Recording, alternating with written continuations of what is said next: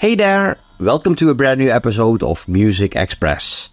My name is Twan, and in this week's vlog you will see my interview with Oliver Lieb about the L.S.G classic Netherworld.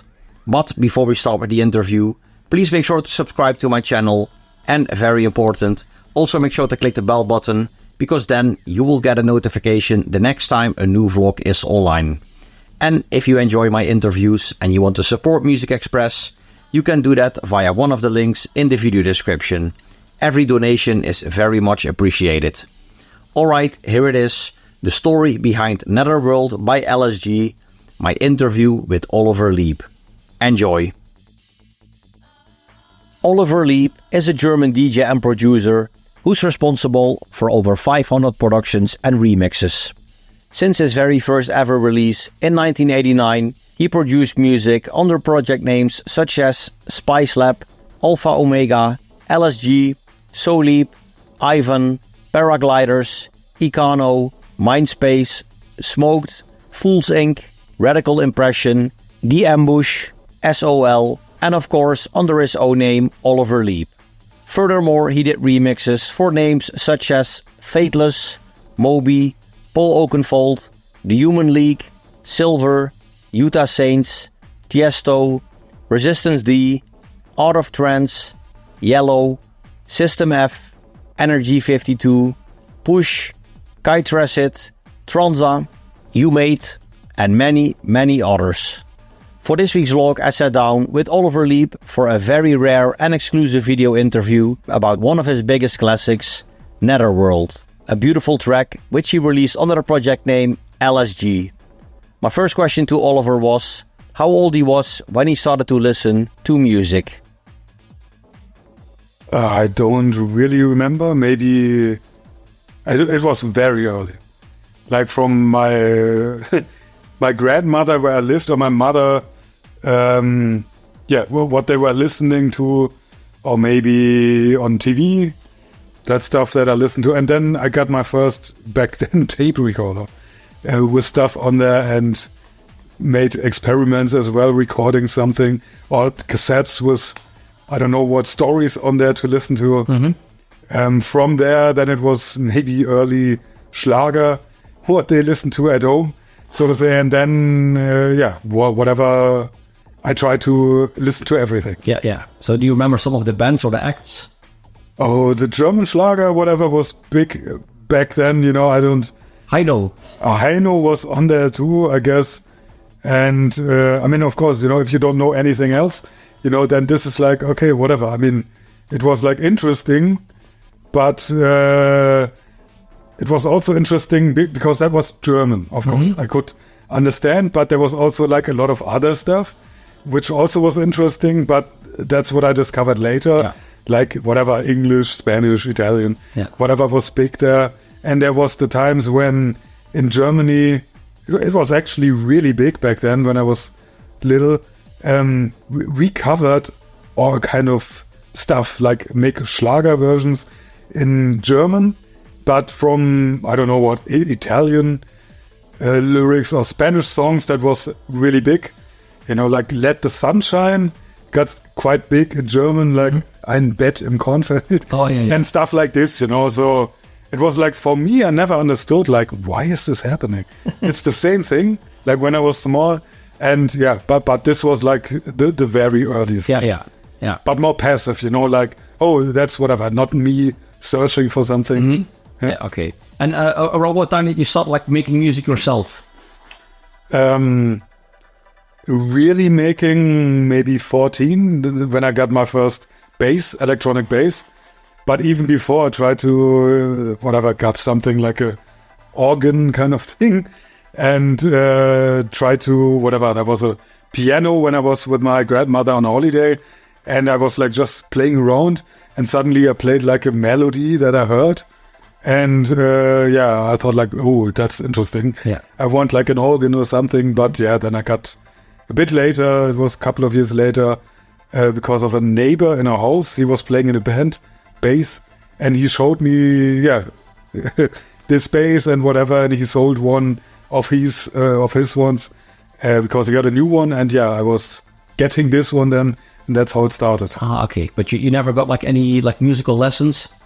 I did, but from like a teacher, a bass teacher from the States, and I got like theory and learning kind of like finger kind of stuff and scales and stuff like this, and writing it down and whatnot. I mean, I wasn't too much into it, but I did it, so I got really crazy, like practicing like maybe 8 hours a day, because that was really my hobby, playing with some of my class. There were also some people that played guitar, keyboard and drums, so we played together in a band. And they played even a bit longer than me, so to say. They started earlier, and so I tried to, that's it. That's what I want to do. So to say. So when you were in the band, what kind of music was that?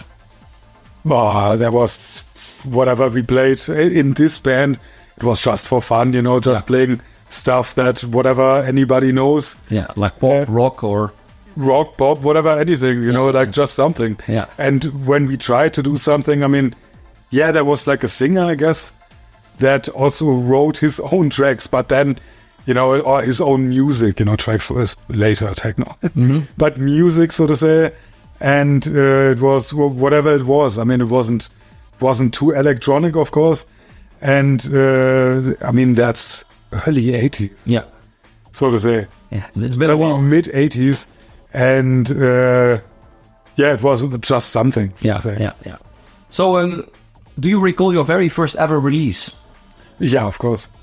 But what was it? System, Force Legato system in October 89. And I remember when there was a party called Hass Party in the Dorian Gray in Frankfurt. That's when the vinyl came out. And Hass, like hate. And there was like everybody was wearing like, how do you say, like these brown bags, so to say it. I don't know why and whatever. I just remember that, that's when I saw the vinyl the first time. Oh, cool. I think you did a track with Thorsten Venslow? And the track? No, it was like... what is legal? On his label, Abfahrt, I mean, I had a demo of this track on tape that I did at home, like really cheap on my sampler, and that's it, so to say. And him and his partner, his studio partner, they were like transferring it into something, of course, that you can actually release. Yeah. Like maybe one day I finally have to record that tape and that version, that the people understand. Yeah. I mean, they did change sounds and made the arrangement a bit better, but the song is the same song. Yeah. Oh, I'm curious to hear that one. So during the years you released, like, I think we just discussed it, I think like 500 tracks and remixes. So I think I could easily do like 10 interviews with you, but for this vlog, we're going to talk about one of my personal favorite tracks of you, Netherworld, which came out under a project named L.S.G. First of all, what does L.S.G stand for exactly? That's a secret. Oh, it's the secret. Now you're not going to share it? No, I've been asked. I don't know. I've been asked a lot of stuff. Okay. Okay. But it's like, it's not, it's like, I should have maybe said it in the very beginning. But now it's like, nah. No, it's too late. Yeah, but I'm even saying that since. Okay.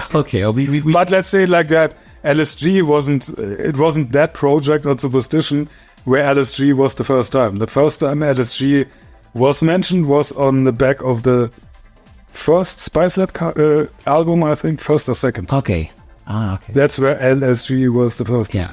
So when you started to work on the Netherworld, were you influenced or inspired by something? No. I mean, I'm always trying to make like a concept for myself, like a rough plan. And it was like, I mean, the whole way to establish L.S.G, so to say. Before it was Spicelab and Mindspace on No Respect, Spicelab and Ambush on Hardhouse. But I felt like doing as well something else, like maybe not as ravey as the Mindspace stuff, maybe not as crazy as the Spicelab stuff, or tribal as Ambush or whatever. I felt like doing something else, a bit more melodic. And so there was the first Fragile, it was L.S.G Maxi. From there it went, Finding or What Is Possible. Next one was Blueprint, very different to Fragile. Blueprint and Hearts. so to say, was the second one. And from there, it was like the album, I think, the first one. And so I had a bit of a concept there, and I wanted to do something else with the next one. I felt like even with the whole trance scene in Germany, back then it was like dying. It was maybe already completely dead. And I thought like, okay, I need to change something. I also got like a hardware DSP system for doing crazy stuff called the Capybara by Kima. Or Kima is like the system, Capybara is the hardware, and with this was like a lot of sounds from the Volume 2 album are made with this system. And yeah, the plan or the idea was to do something a bit more groovy, not as melodic as it was before, but still melodic and still interesting, but a bit more, whatever, a bit more, not tribal, but this, whatever, the progressive house sound, so to say, they later called it.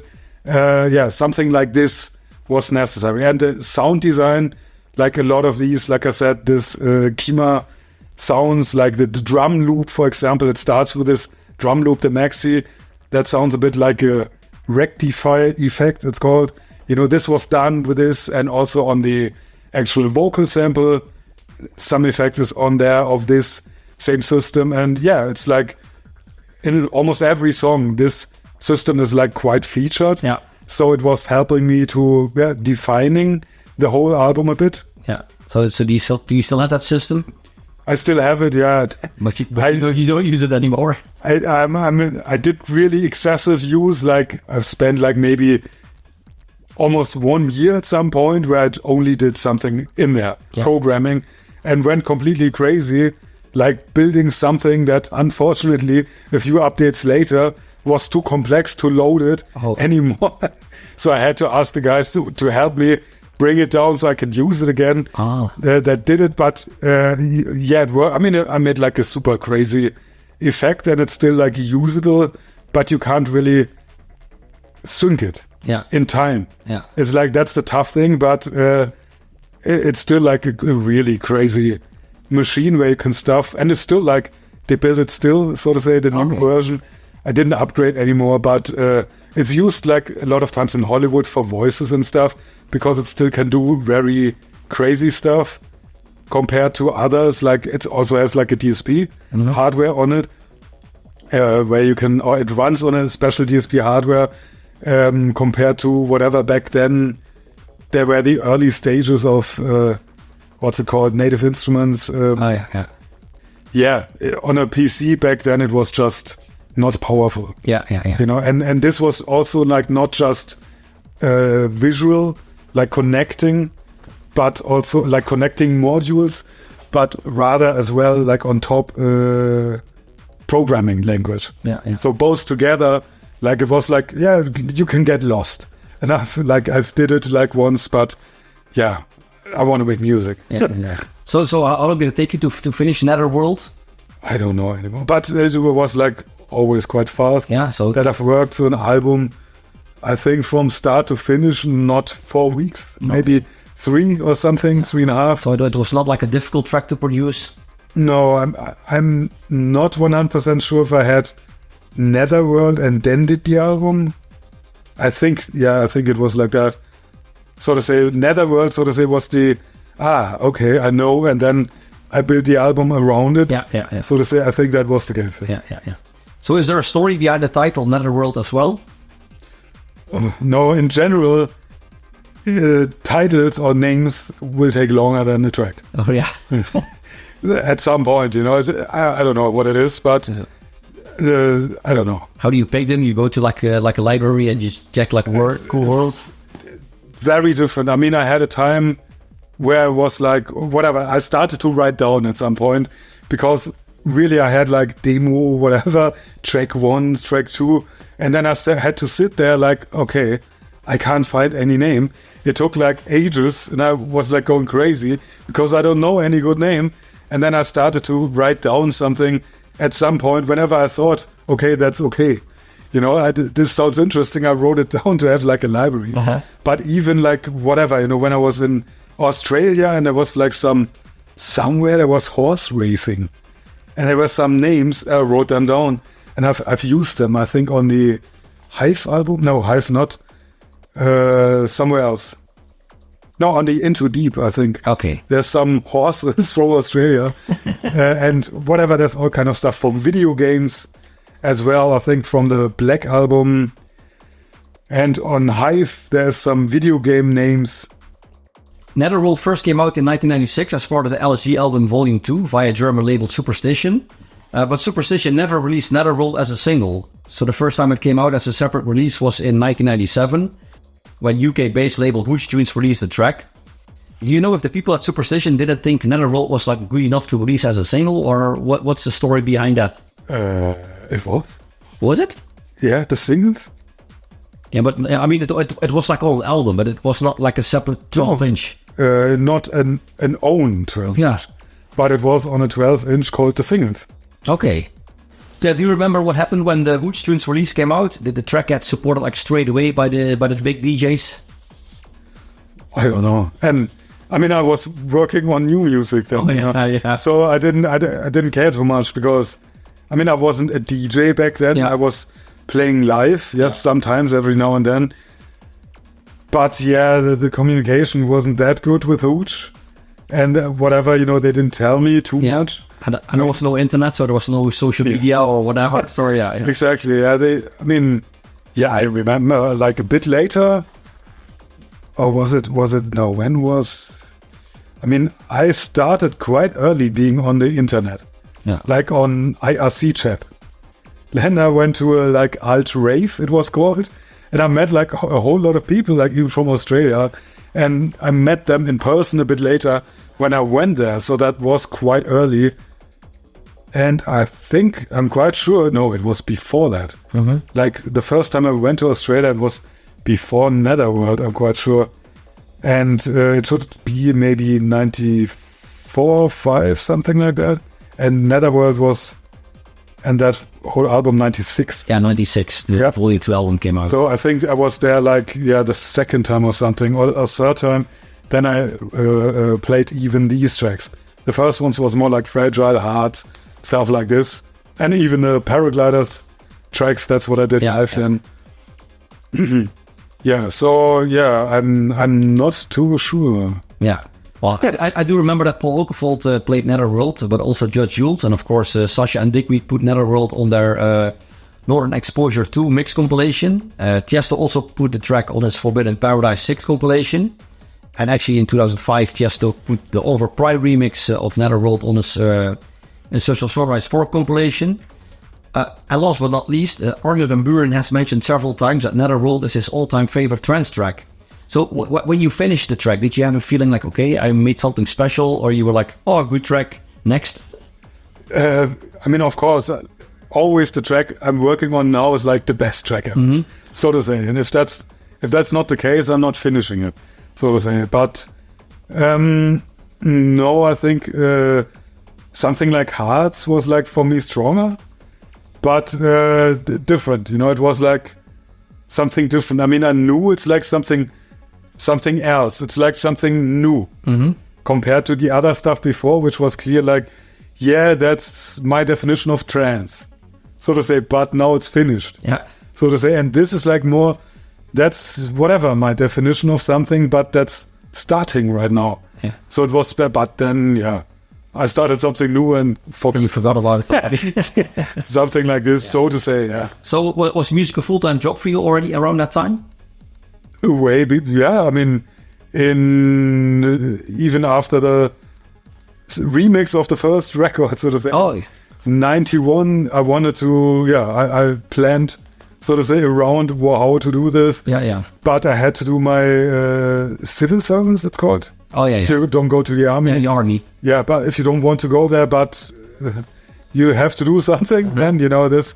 Yeah, and I think around, when I was finished with this, also before that, I had to finish some other school again and whatnot, so it took quite long.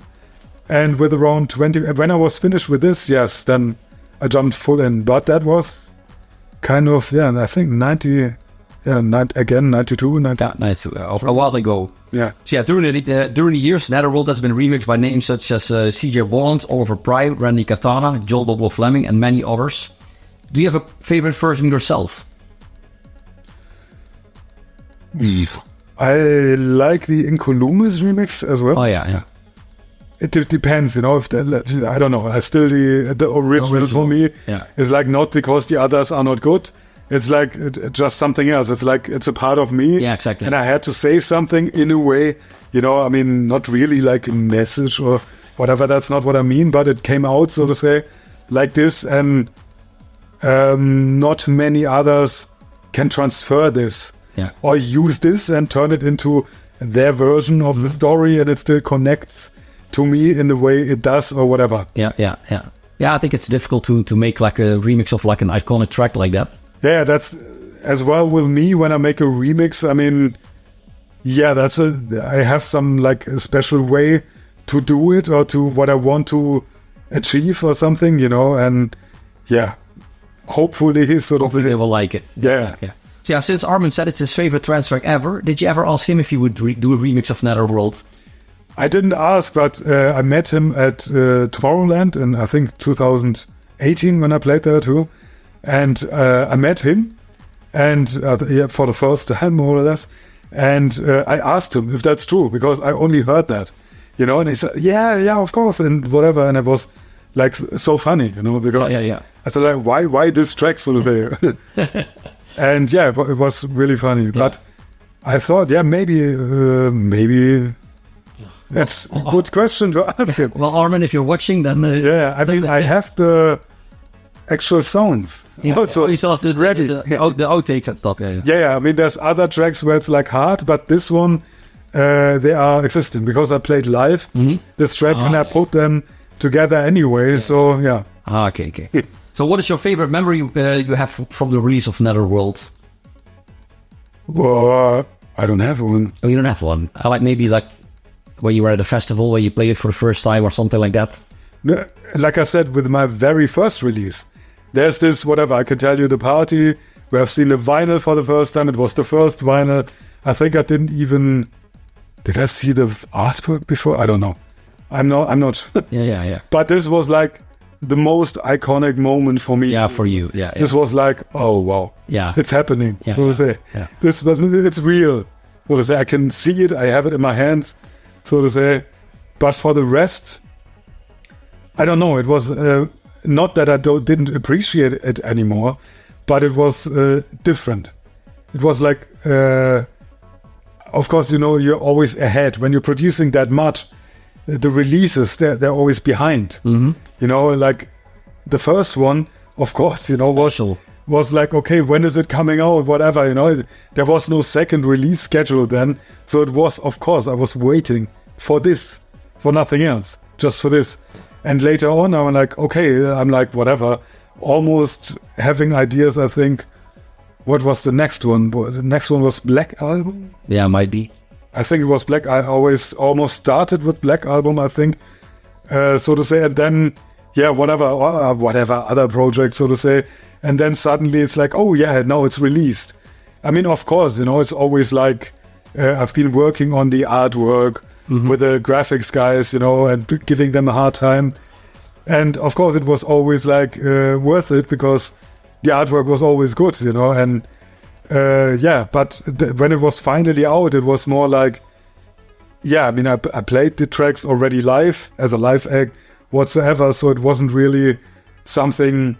I'm not, like I said back then, I wasn't a DJ where I'm like, okay, now I can play the vinyl officially or something like that, you know. And of course, this is not the case anymore these days. You can just, whenever you want, you just play whatever, you know, just a digital file. You know, back then it was a bit harder. You had to use like a DAT tape or something, or wait for the vinyl. You know?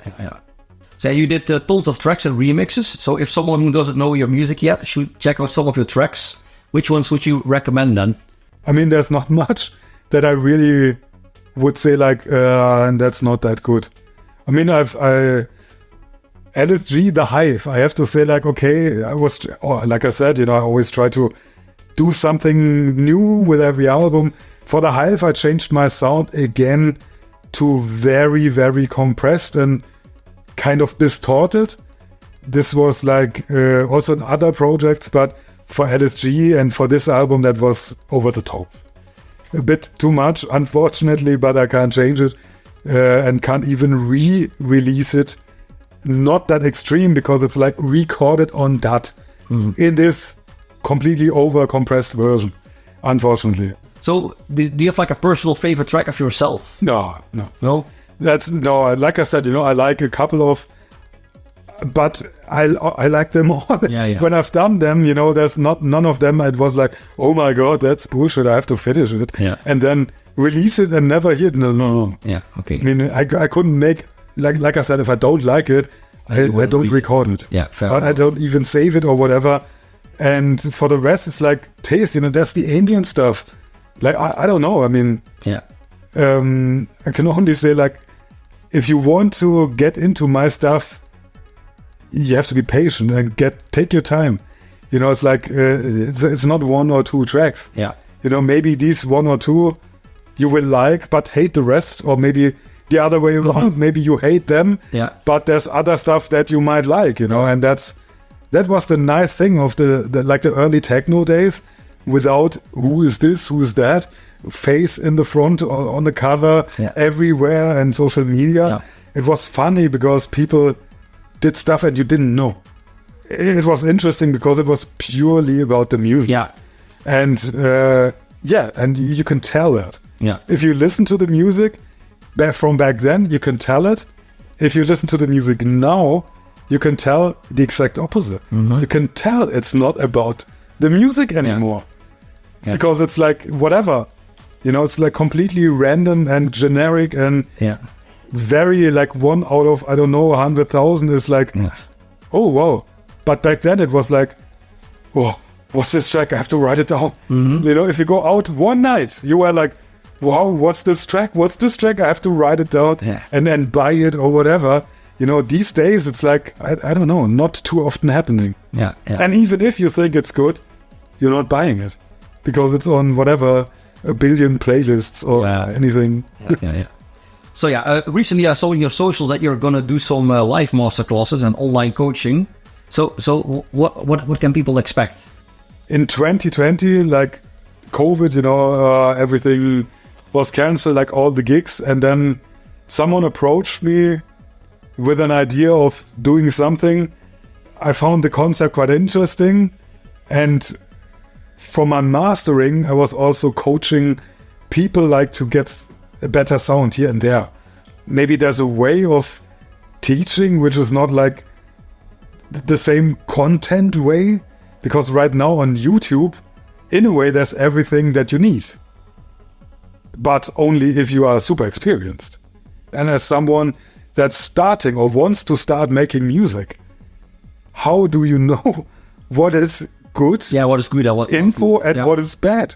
Let's say on YouTube you see something and it's like, okay, now I'm on this equipment and whatever, and can I make it the same way? And this is like not giving you the same results. Like, how can you understand when you don't know the results he has? They are like whatever, the source and the result, that's him, and whatever you have is different. Yeah, this was super interesting. Yeah. And so I spent like a whole lot of time and developing like from the ground on, like basics, so to say, what is like audio file formats, sample rate, this, that, EQ, everything explained. Explaining everything. Lessons, and that you understand, and visual lessons, so to say, not only like blah, blah, blah, blah. It's something completely new, and I think I thought that's very interesting. And from there was the other idea, like, why not also putting this in real life? So is it the plan that it will still happen like in 2024 or? Hopefully, yes, it should be towards like a couple of months. I think, I found it interesting, teaching. And since then I had to like reassure and maybe read everything. It was really funny. Like of course I know everything just doing it. And back then when I started, there was no way of really learning this.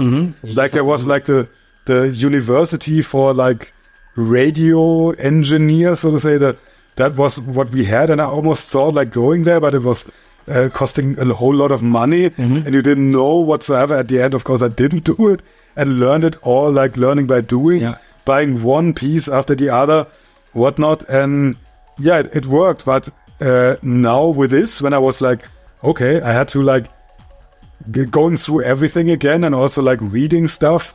And I thought like, wow, okay, interesting. If you have to like name it or write it down, you know, it's like, okay, twisting in your brain. You know, I never thought about things like that. And it was also like helping me away, like working a bit different again. Yeah. You know, so yeah. And of course I did like at the end also a lot of tracks for the lessons. Because they're not like just blah blah. It's also like music is running and you have to do something and then the music is changing according to that. So when this will launch, I guess you will post about it on your socials and then people can find out how they can join and check it out. Yes, of course. I mean, yeah, it won't be a big deal, so to say. And yeah, the other stuff, the coaching, whatever, mentoring, and the masterclasses, that will be, like I said before, maybe even starting, I don't know. I mean, masterclasses also this year, maybe in November, I don't know. But more next year then, because that's also like taking a bit of time to prepare. Yeah. So is there still something on your bucket list, music-wise? Yes, I mean, always. So much, but I guess, let's say 90% of that stuff I have to just make my peace with not doing it. Like I would have loved to play in like a kind of band, kind of heavy band, but or whatever, electronic heavy band, I don't know. But no, I don't have the time. There's also so much of music I still want to write, but time, that's the problem. Yeah. Time is usually a big issue. Yeah, and the fact that, I mean, like I said a bit before, when we spoke before, you know, there's not many fans anymore. You know, there's a whole lot of producers, like everybody's a DJ, everybody's a producer. Where's the fans? That's needed much more. Yeah. So to say, and that's what we had when we started. And that's what made it like, gave it that, I don't know, that massive energy. You know, without the fans, it's just something. It's just its own bubble driven by paid Facebook and whatnot promotion. And content, like I said, content which is ordinary stuff. Pushed to, you know, this is not, it wasn't needed, you know. We made music and people are like, wow, what is that? You know, this is what we need, this energy. It's not there anymore. And I can tell you're not a fan of social media. And the last question, pineapple on pizza, yes or no? Right now, no, but I used to have it a lot of times. But I don't know. It's like, it's not nice to eat. You burn your mouth because there's so much water in there. It's so hot, you know, so no. But pineapple and the small pepperoni, I don't know, what's it called? Pepper salami.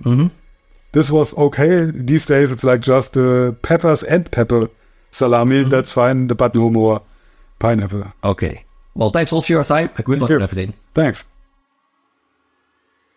Alright, that was it. This week's vlog, my interview with Oliver Lieb and the story behind Netherworld by L.S.G. Oliver, thanks a lot for your time. Much appreciated. Thank you for watching. I hope you enjoyed the vlog. If you did, make sure to give this video a like, leave a comment in the comment section below, and very important, make sure to subscribe. Also make sure to click the bell button, because then you will get a notification the next time a new vlog is online. Once again, thanks for watching, and until next time, bye bye.